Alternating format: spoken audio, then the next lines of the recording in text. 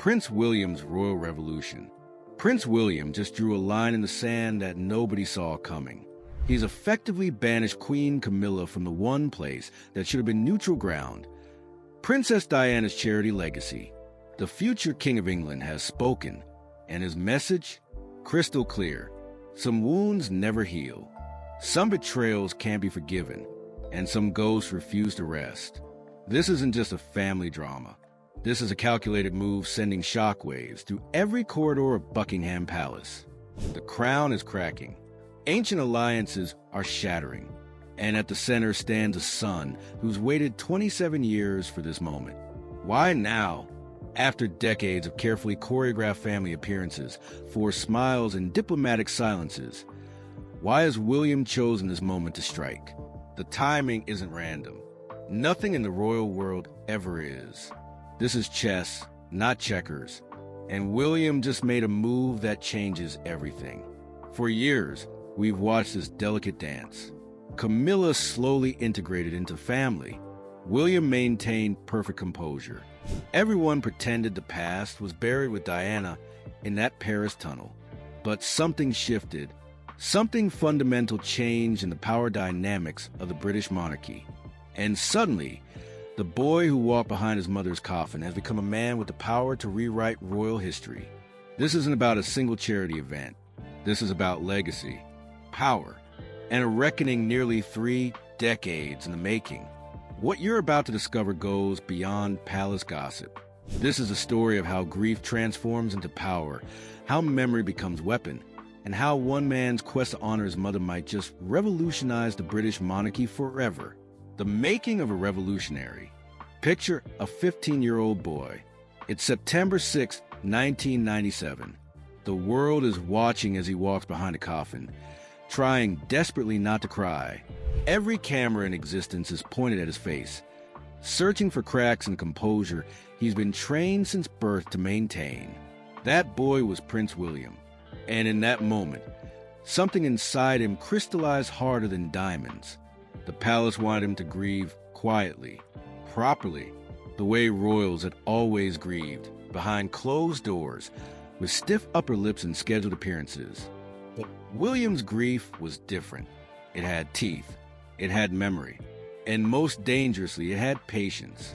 Fast forward through the years. Watch him at every royal gathering. See how his eyes harden just slightly when Camilla enters the room. Notice how his jaw clenches during speeches about family unity. Observe the micro-expressions that royal training can't quite suppress.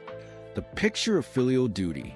He even defended her publicly when the press got too vicious. But underneath was a different story. Sources who've known William since childhood paint a portrait of calculated patience. One former aide, speaking on condition of anonymity, revealed, William has his mother's heart, but his grandmother's strategic mind. He learned from the Queen that timing is everything in monarchy. You don't strike when you're angry. You strike when you're ready. And after 27 years, William was finally ready. The secret preparations, the groundwork for this royal revolution didn't begin last week or even last year. According to palace insiders, William has been methodically preparing for this moment since the day the BBC scandal about Diana's interview broke in 2021. That revelation, that his mother had been manipulated, lied to, tricked into her most vulnerable moment being broadcast to millions, reignited a fury that had been simmering for decades. But William didn't explode. That's not the Windsor way. Instead, he began a careful campaign of what one source calls strategic positioning. First came the subtle changes.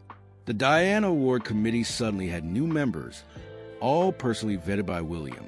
The event planning shifted from general palace staff to William's hand-picked team. Small details that meant nothing to outsiders, but everything to those who understand palace protocol. Then came the documentary. William's unprecedented decision to speak publicly about his mother's manipulation by the media wasn't just about settling scores with the BBC. It was about establishing himself as Diana's ultimate defender, the guardian of her legacy. the one person with both the moral authority and the institutional power to decide how she would be remembered. A royal historian who studied the family for 3 decades explains, "What William understood that others missed is that moral authority trumps traditional hierarchy in the modern age. By positioning himself as Diana's protector, he gave himself powers that even being heir to the throne couldn't provide." Behind closed doors, William was building something unprecedented. A shadow network of Diana loyalists within the palace structure, staff members who'd serve his mother, charities she'd supported, friends who remained faithful to her memory. One by one, they were brought into William's confidence. "It was like watching someone build an army," recalls a palace insider. "Not with soldiers, but with memories, with loyalty, with people who believed Diana deserved better than what she got."